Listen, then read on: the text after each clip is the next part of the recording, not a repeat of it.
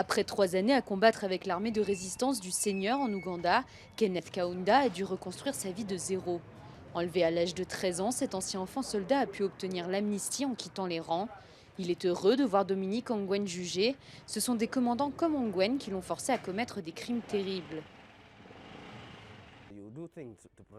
Vous faites des choses pour sauver votre vie, parce que quand vous êtes dans ce genre de situation et que vous vous enfuyez, même vos amis vont vous tirer dessus. Vous voyez les gens être mangés comme des porcs. Tout le monde. Toutes ces personnes ont le cœur brisé. Et après, vous vous demandez, vais-je survivre? Ongwen est accusé de 70 crimes de guerre et crimes contre l'humanité, parmi lesquels esclavagisme, viol, torture et enrôlement d'enfants soldats. Mais pour certains Ougandais, il ne devrait pas être jugé alors que d'autres ont été pardonnés. Un sentiment d'injustice que partage Lily, la sœur de Dominique Ongwen.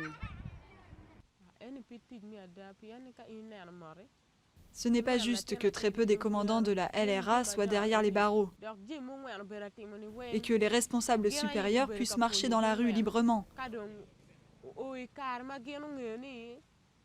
Alors que dans la brousse, c'est eux qui ont formé les jeunes comme Dominique Ongwen. Ils ne sont pas poursuivis, ce n'est pas bien.